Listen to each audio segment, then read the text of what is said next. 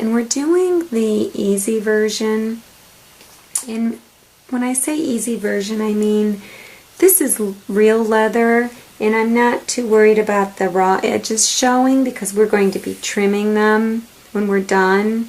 But if, say, you were using faux leather, like this for instance, and you don't really want that white edge showing in the fuzz, so you'd have to start out with a bigger piece, and you would end up folding the two sides in temporary basting spray, or permanent for that matter, because that's going to be permanent.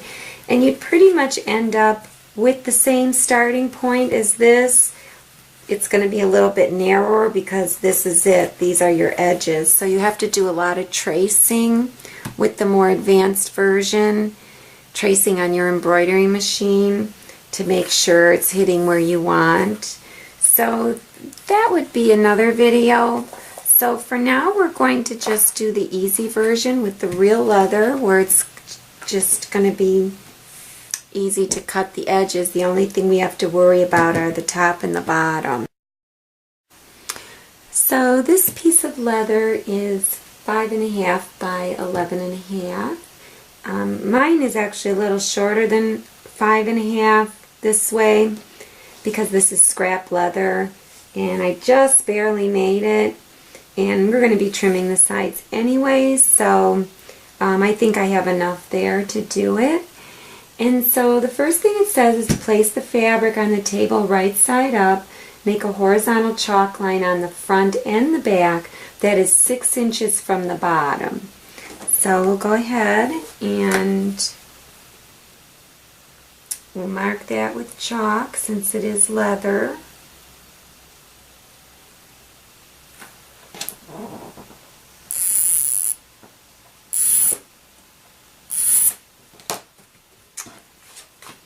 And on the back as well.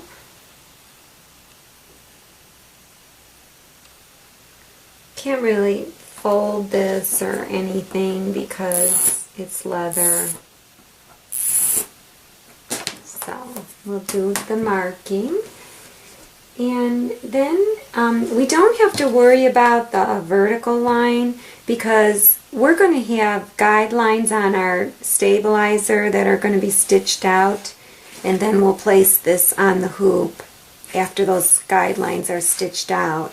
So this is all we have to do. That makes it more simple. And so then it says to take your embroidery hoop and take the top portion, and I use glad press and seal for projects because this isn't going to be washed, and I mean, even if it were, glad press and seal is so cheap and it sticks to the hoop and it doesn't leave too much of a residue on the hoop. You can get any little bit that's on there off with Glue Gun.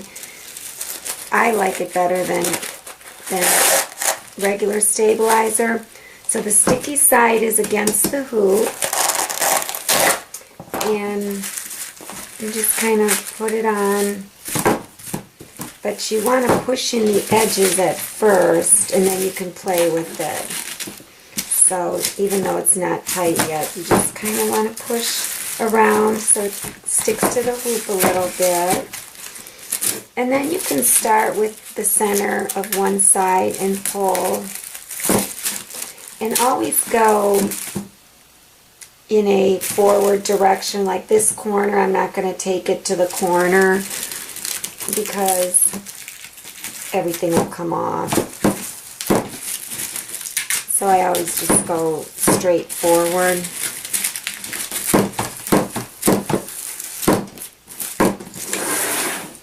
To the other side.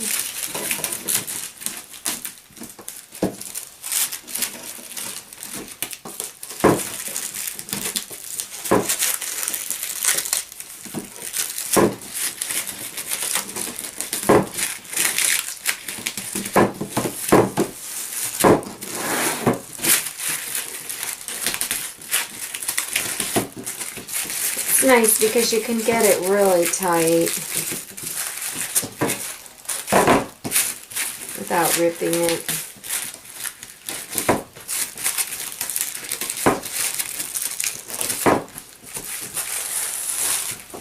Okay, so then you kind of go around the edges, make sure they're all stuck, and then just turn it over. Make sure it's facing the right way. And get your bottom hoop and put it underneath and just hoop it.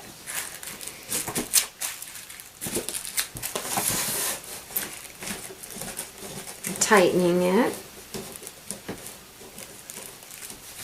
And you still have to reset it like you normally would. My hoop's a little stretched out, so I had to put some that medical gauze that sticks to itself on the edges. I used to do horse blankets, and boy, they really ruined my hoop. That was back in the day when we used to hoop everything. Now we don't have to. So, okay. So now the first design that's going to stitch, or the first part that's going to stitch, is the design. And I find that since my design is, you know, it's all satin stitching and it's fills and stuff, it does stitch better if you put some temporary basting spray on the back of a piece of tearaway. This is Stitch and Tear. And I know my design is going to stitch in the top one half of the hoop. So turn over my hoop and stick this down. So if I just use your scraps of your, don't ever throw them out. And now I'll just turn it over and press a little more, and it should be good.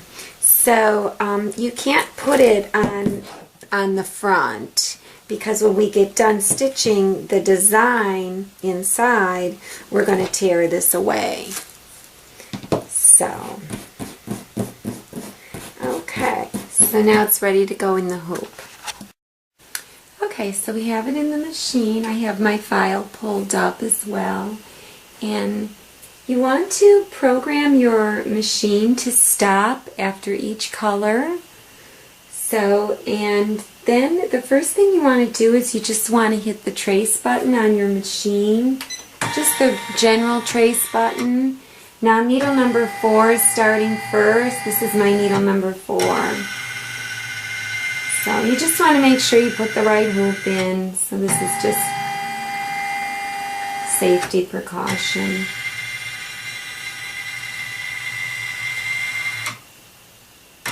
And then I'm pretty sure my stabilizer, my tearaway is in the right place. But you can fast forward through your design and just to make sure your tearaway is in the right place. So I'm just going to hit my fast forward button. Oh, well, wait a minute. That's the guideline. So let me go to the next color. So this is my design. It's needle number 4. It stitches a line first, and then it does the design. So it looks like I have plenty of stabilizer. So that's the first color. And my second color is needle number 1. Stitches a line first, and then it jumps over to the design. Yeah, so it looks fine. Everything looks good because this is going to stitch out even less than the first one. So I'm going to go back to the beginning.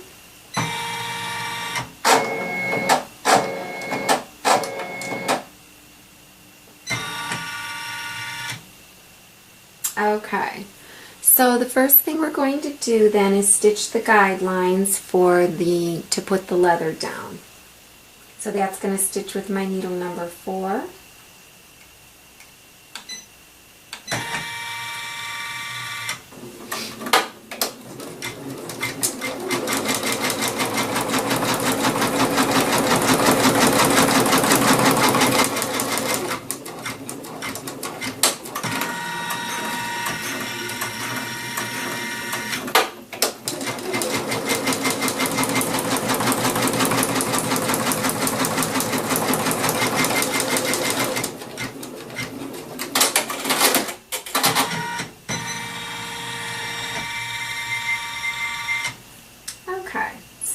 stops there. And I'm just going to, I'll trim the jump when I take it out. Okay, so you probably can't see my guidelines. Maybe I should have put them in a darker color so you could see them, but I'm just going to cut that thread. The guidelines are, they start here and here. So this bottom line here, this bottom horizontal line, is what we want to line up this line to. Now I put a B at the bottom to make sure that I could tell the top from the bottom, because the bottom is a little bit longer. And these vertical guidelines are where we're going to place our fabric within. So my fabric is not exactly 5.5 wide, like I said, so I'm going to have to make sure that I place it within those lines nice and straight. And I'm lining up these two lines down here. And because normally if you did cut it at 5.5, it would be really perfect. You would just place it within this vertical line and the other one, but I have to kind of wing it a little bit.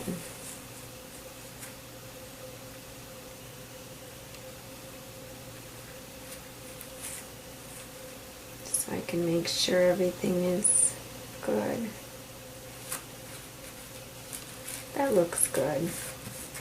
Okay.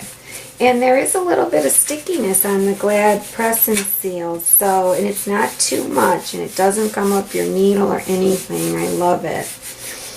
So that's good. This line is lined up with that line.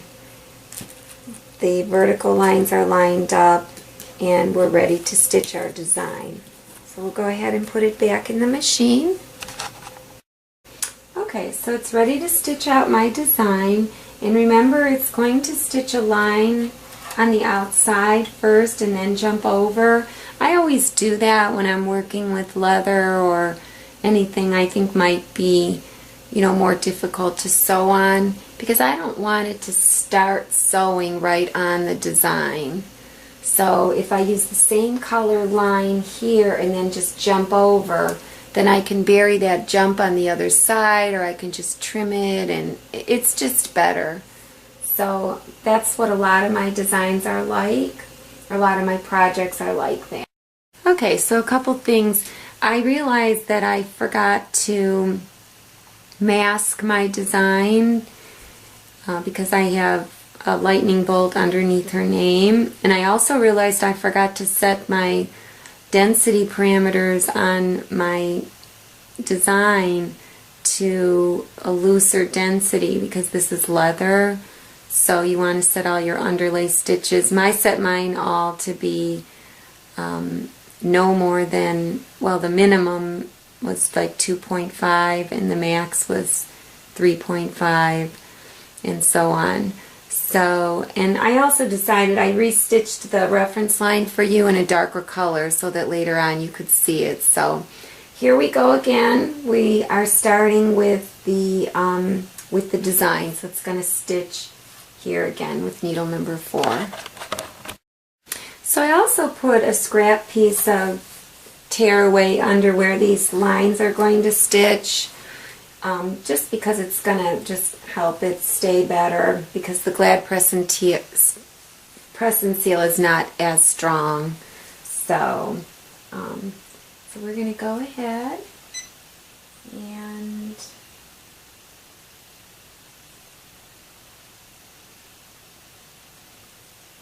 start.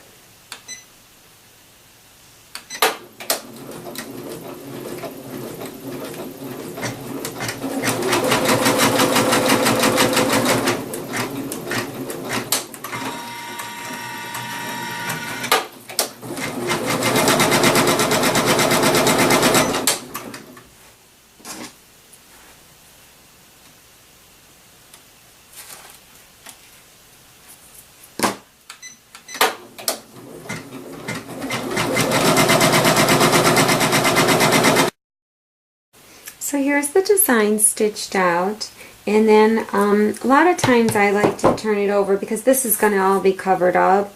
So I like to just put fray check on all my jumps. So I already trimmed all the jumps, so now I'm going to just go ahead and do the fray check.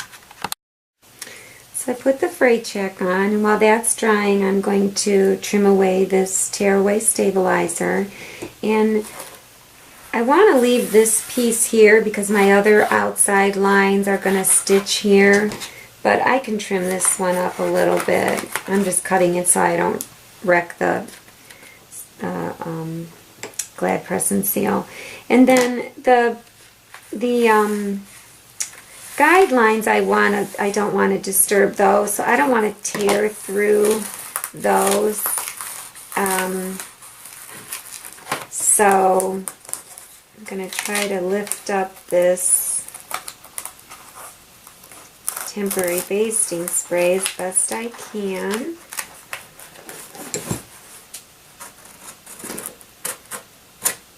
Probably sprayed too much on.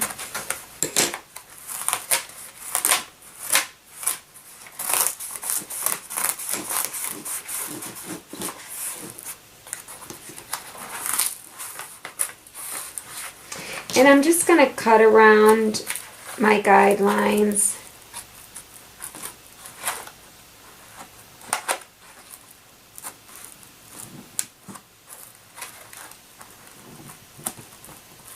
I'm just worried about them. Oops, I cut through my stabilizer. I guess I will just try to tear it better.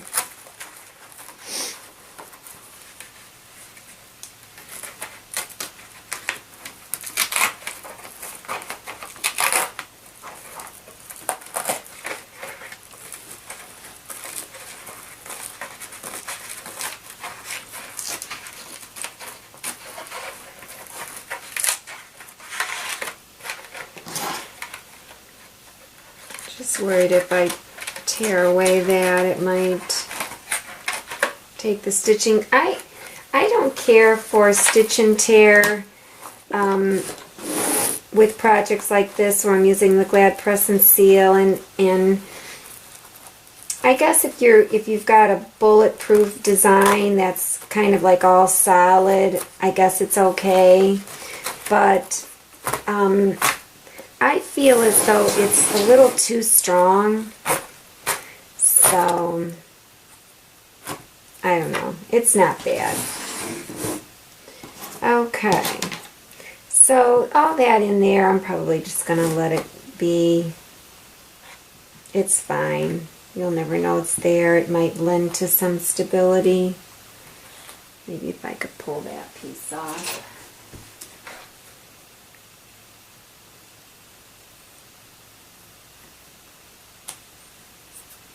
Okay. And then this here, I do kind of want to get it out of the way because we're going to be folding the fabric and whatnot.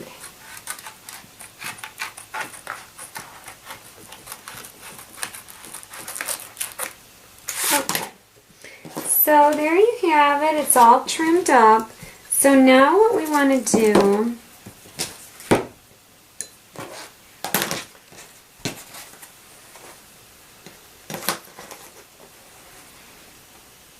is we want to pull the bottom up, and where this line is and where these guidelines are, so you want to pull this up.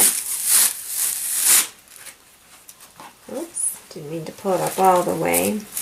But, and you have a guideline here for when we do the folding in, but you'll want to take a metal ruler and a X-Acto knife or a utility knife, and you'll want to line up the edge of the ruler with these horizontal guidelines and kind of slant the ruler just to get a good grip, and try to center it so that you can feed this whole width inside this slit. And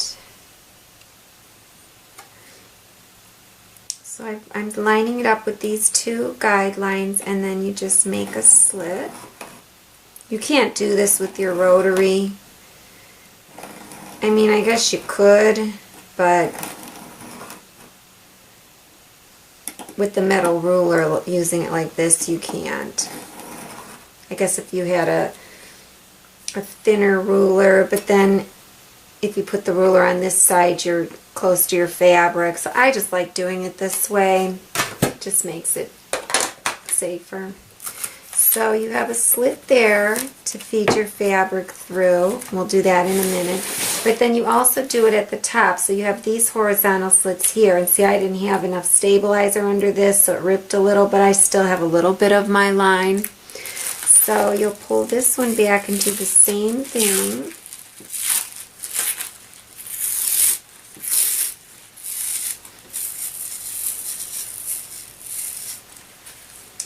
Okay.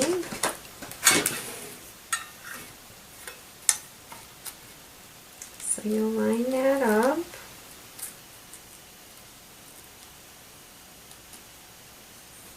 Slant it a little for stability.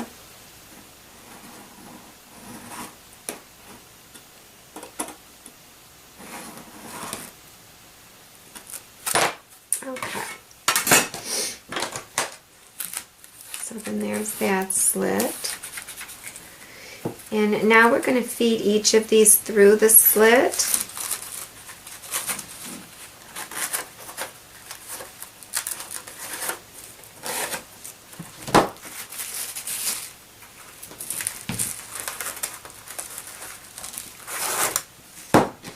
And then turn it over. And then you still have your horizontal guidelines, and I also drew a line on the inside. And you'll want to fold the bottom piece just almost to that line, because if you fold it right to it, you might have too much bulk. I never did get this edge to stop from curling. Oh well. It'll be trimmed anyways. So you kind of put it close to that line, and I'm just going to clip it to just make a little bit of a crease. To give it some memory in that crease. I should have turned those over though, but that's okay. And you could pull down a little bit on this. So for when you trim it, it makes it easier in the corners. You can pull up a little here and up a little here. And then this piece again will come to the same line, almost to it. And I'm just going to, this one's kind of, we have to clip it again on the other side or tape it on the other side, so and then you bring the bottom up, and the bottom should extend about 1/4 inch above the top. That's what you want. So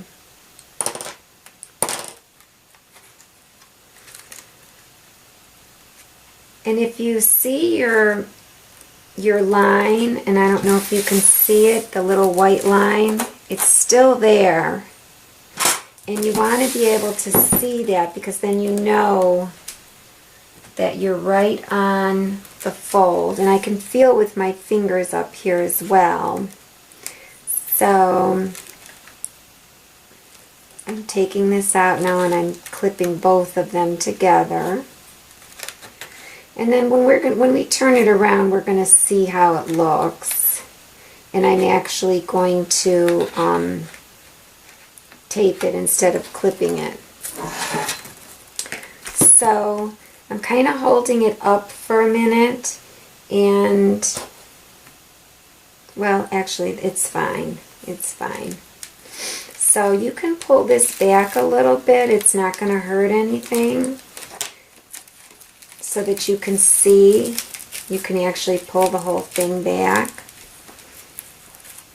And you can start to take your clips out and start to look at it and see what you think. Because it has some bit of memory. And so, as you look at it, as I'm looking at it, I'm seeing a little bit higher over here.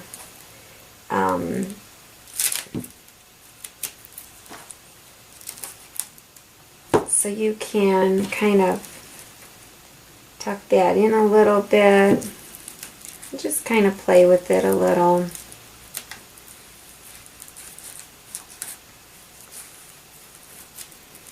Maybe push it down a little.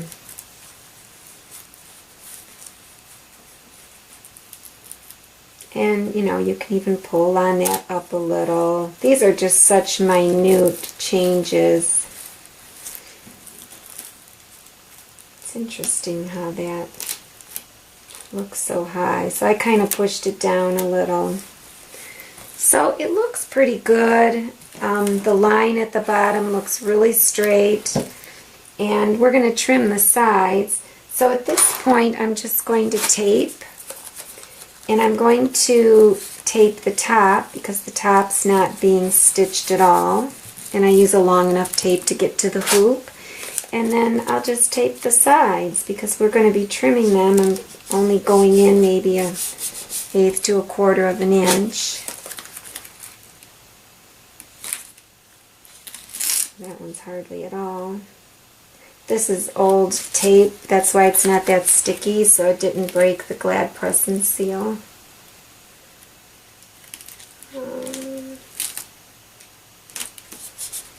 That's good. And that should do it.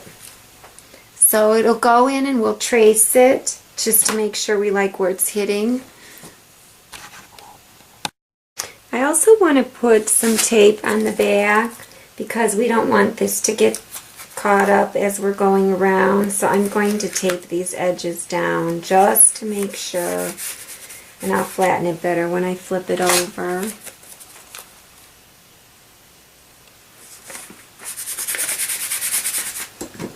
Okay. So now we won't have any accidents. Okay. Okay, so what we want to do before we start stitching is we want to fast forward through the second border because that's the outer border, and we just want to make sure it's hitting where we want it to hit, you know, at the top and the bottom. And so I'm going to my, even though my first border is supposed to be the next stitch, the inner border, I'm going to the outer border and I'm fast forwarding through it. And actually I'm going to pull, this is needle number 1 that's going to stitch, I'm going to pull it down so that I can see better where it's going.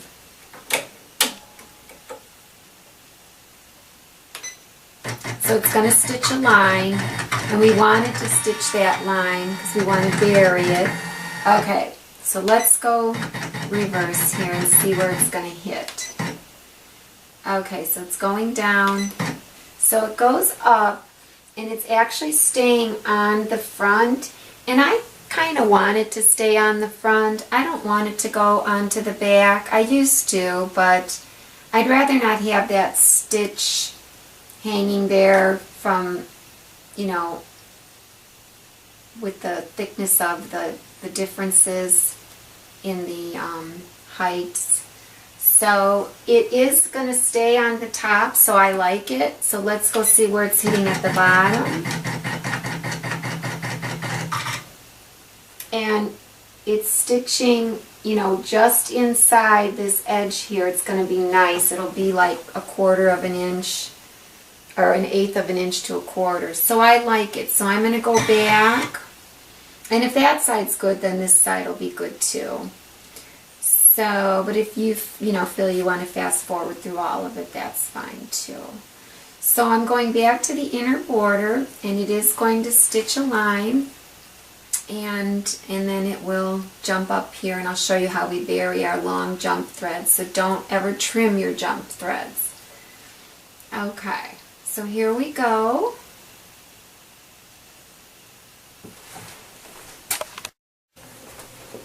Okay, so here we go for the inner border.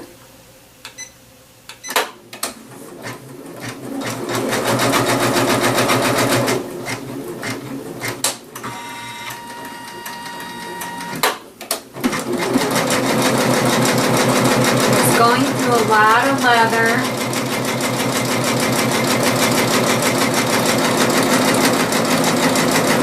And it'll go backwards now.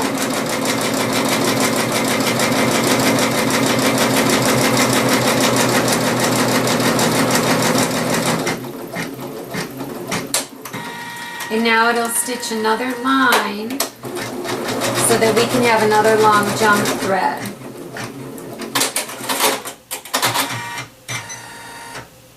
Okay, so that's good. And you can actually stop there if you want it. You don't have to do the double border, but I like to.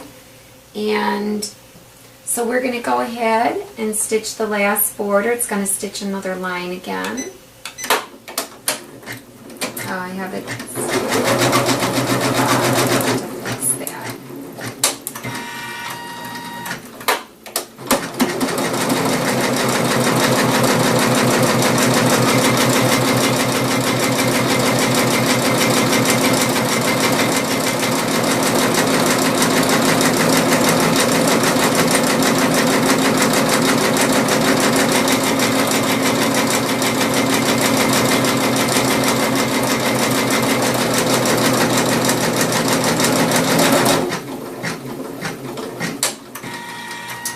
Stitch another line again.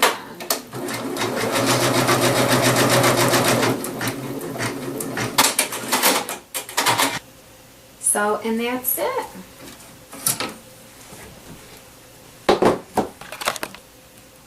It looks really great. I'm glad I went with the navy blue.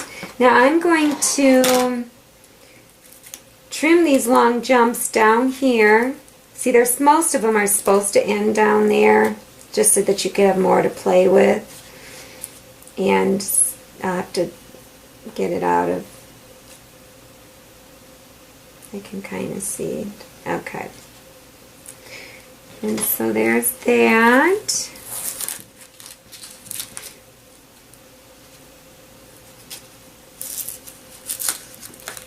And that.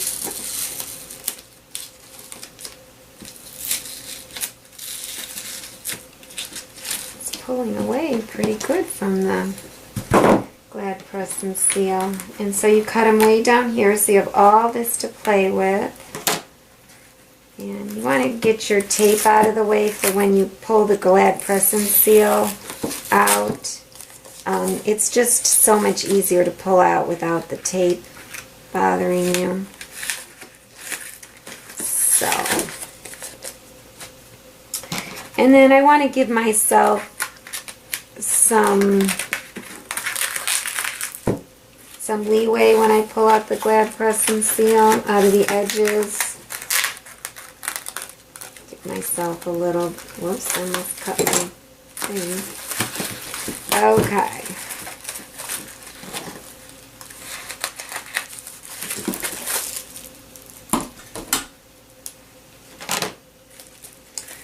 Alright. So you want to pull it away from the edges, of course, before you try to pull it out.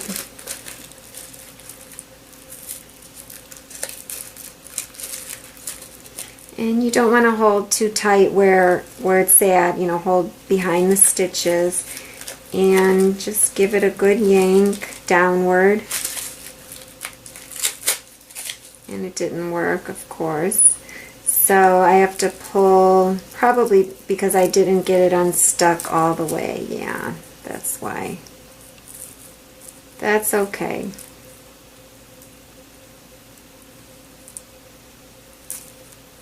You can try again, and you can use your tweezers too.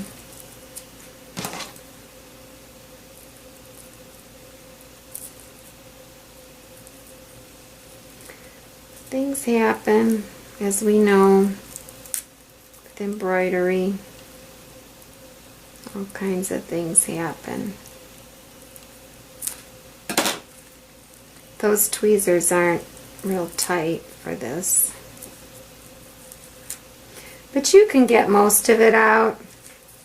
I have another pair of tweezers. Just regular eyebrow tweezers are sometimes better.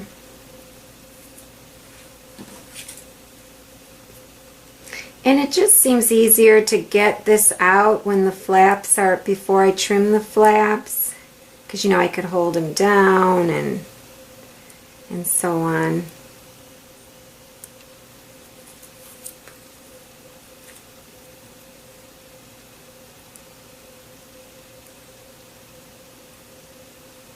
I can't really see what I'm doing because I'm holding it so far away, but I think I'm getting it.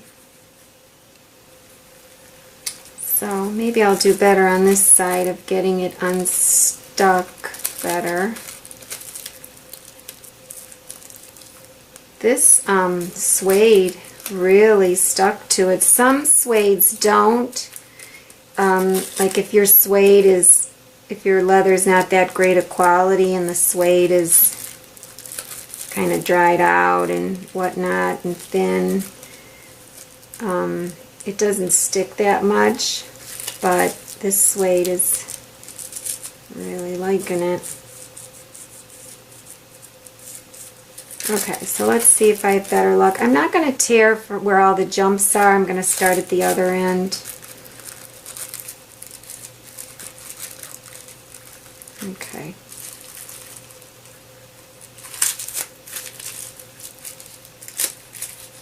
It's a little better. Just got a little bit in there. Okay. And then I also like to bury my threads before I trim the sides. I mean, these sides look so perfect, you don't even have to trim them, but you could just leave them. But I'm going to, because this side was kind of in the seam of this coat that I had, so I want to get rid of that. But to bury your threads, and even this short one here that looks like it accidentally got cut. In fact, I'll show you how I do the short one first. So these ones that are in the front are going to get buried in this front flap. And then this one as well, we're going to kind of feed it over into the front flap. And then these on the back are just going to get fed into the back flap. Okay, so let's start with, and I'm going to use a thin needle so that I don't cause too much damage. And I take the needle, and let me find that real short one.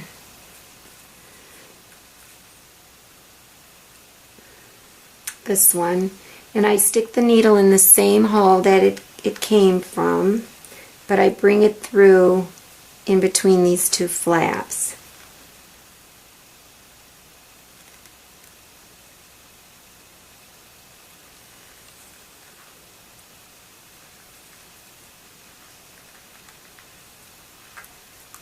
So I take it through as far as I can go pretty much, since it's a short thread and I have to lick it.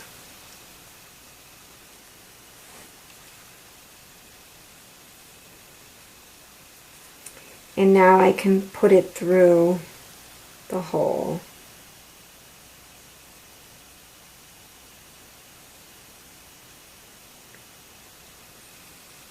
I forgot, I usually use my embroidery needles because they have longer eyes, so they're easier to thread. I have small ones, you know, but they just have a, so then I just pulled it through, and you can cut it now. I don't cut it, you know, give it a little bit of a tug. I don't cut it, you know, all the way down.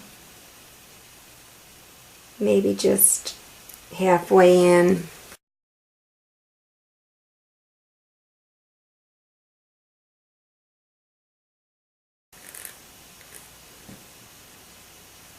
And if it were nylon, if you have a regular sewing machine and you can use nylon thread and embroider with it, all the better.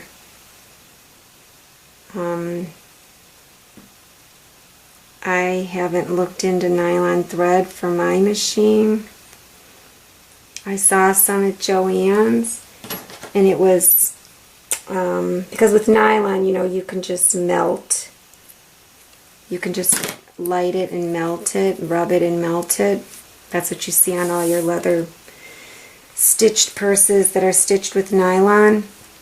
But the only embroidery thread that I saw that had any nylon in it at all was at Joann's, and it was $12 a spool, and it was only 65% nylon and I think 35% polyester. So polyester doesn't melt, but nylon does, so I didn't know if I should try it, but I may someday. So these two I can do together.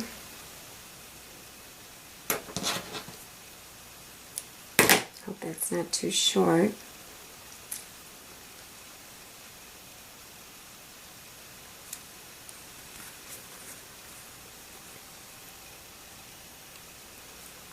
As we all know, with embroidery, you just gotta kind of roll with the punches.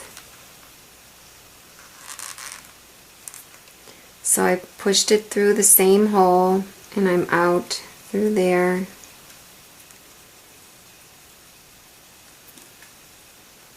Give it a little tug. I'm going to leave those for a minute.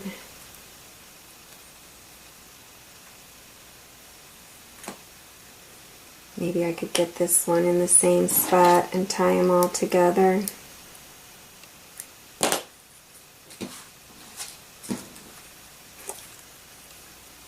Whoop.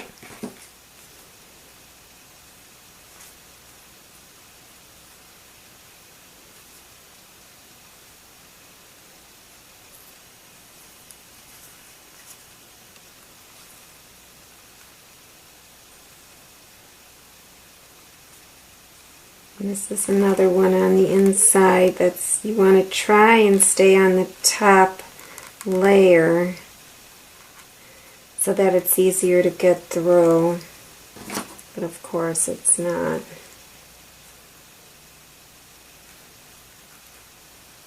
Let's see, I punctured the leather.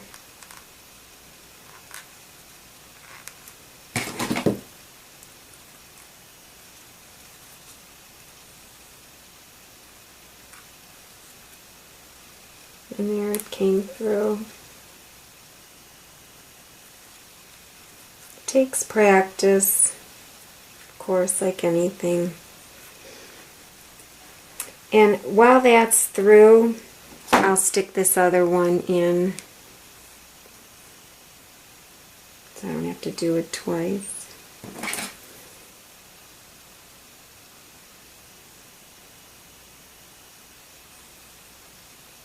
That's why these needles are good with the longer eye. They're just embroidery needles, hand embroidery needles, obviously.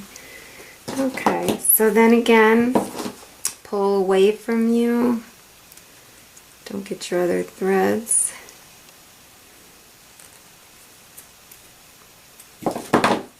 Okay, so they're all through. And that one, obviously, I'm not going to tie, but I'll tie these two. 3. I could try and get that one in, but it's not necessary. This is not going to come apart, especially I'm going to be putting rivets in the corners.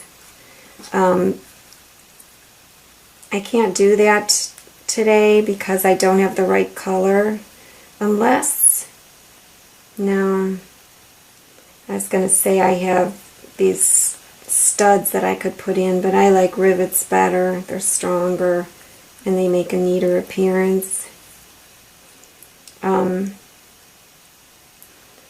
Yeah. I don't know how many times I tied that, so. Okay. So then we'll just go in and trim that.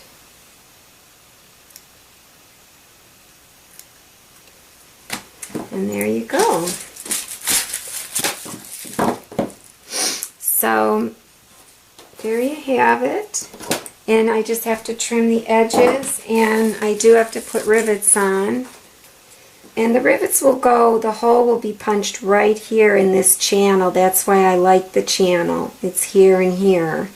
And they won't bother the width of the business card holder at all, because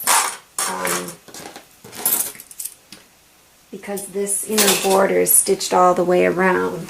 And so I should have my own business cards up here, but here's a business card, and you have plenty of room. Got about a 1/2 inch, so you can really load these up, and you can put them all the way down. You could have them sticking out a little if you want. So it's made to be versatile. So I'm going to go ahead and trim it. Now I'm going to just trim off, have a 1/4 inch seam allowance, because when you have 4 layers of leather, a lot of times if you're just using your rotary cutter to trim, the top layer gets kind of messed up, and then you have to turn it over and catch that top layer. So we'll see what happens. It all depends on your rotary cutter and your leather and so on. So what I'm going to do is I'm going to line up the 1/4 inch mark so that I could see the stitching. That way it won't be a heavy quarter. It'll be a light quarter, scant quarter. Okay, and as you recall, my piece was not even 5 1/2. It was narrower, so I'm really skimping. And I want to line up a bottom line down here too. I forgot about that. So I'm going to have this line showing, this stitching line showing, and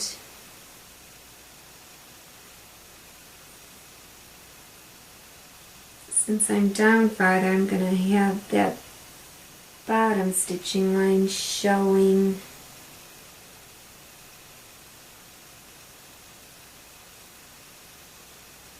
as well.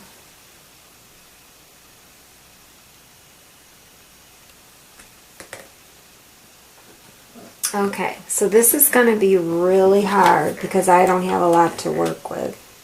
So I'm going to push down right here at the end and then just go forward one time.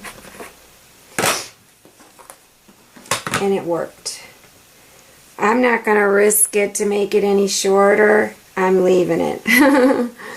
So then we'll do this one the same way. So I'm going to make it a scant quarter. Did I make this one a scant? Oh no, I didn't. I put it so that it was a heavy quarter instead of a scant. Oh well, because I was talking. So then this one will have to be a heavy quarter as well. I thought it got smaller for a minute there. Okay, the Nutty Professor.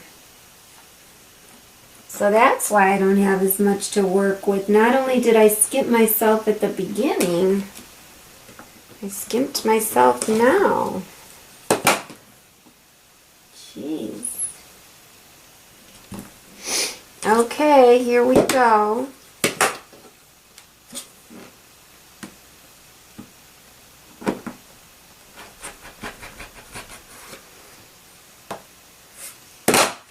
Alrighty then.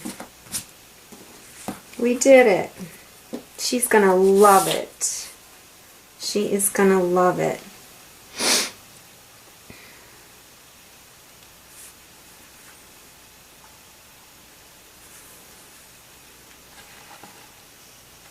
And then the back.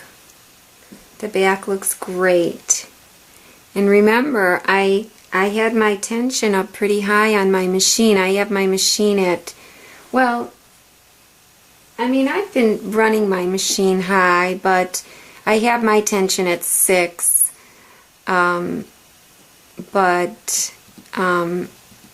I kind of been running it at 5 lately anyways, so 5 or 6.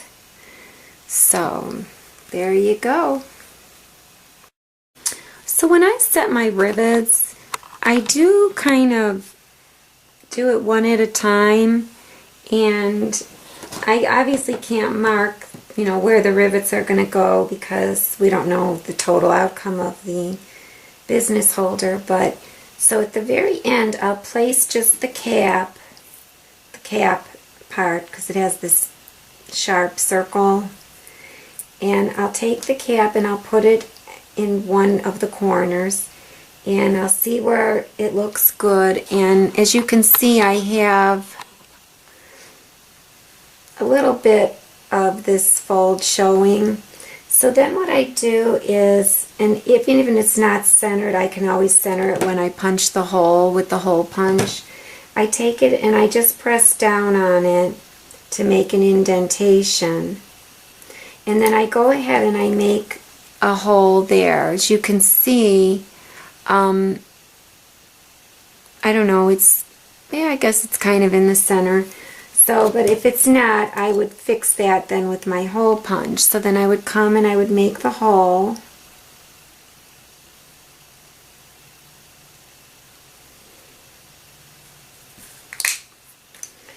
And get my sewing awl, poke that through, make sure it's all out.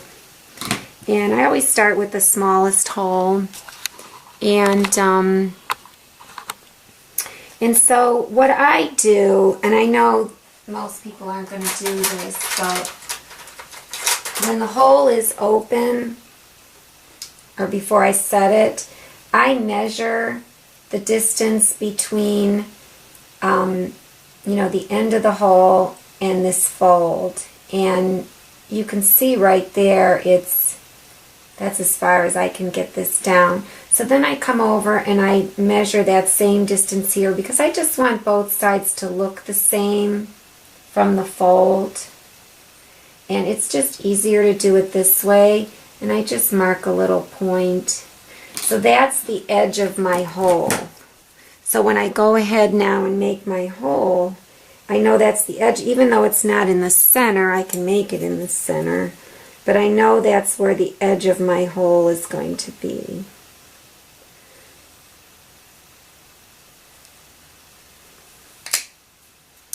And hopefully I did that right. So then with my machine, I have to put the posts in from the back and let the caps show on the front. That's just the way my machine is. Now, these caps, I forgot, are pretty big, but I'm going to see if I can just push them through without making the hole bigger. Probably not the best idea, but I like it when it's tight. And then you put the cap on, and then we'll press it in a minute.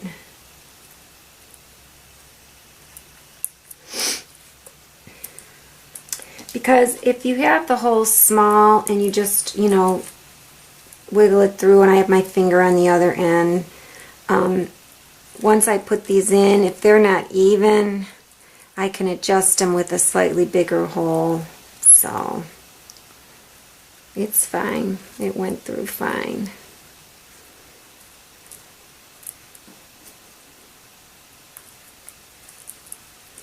So then I push those down and see how it's going to look. We're going to go with it.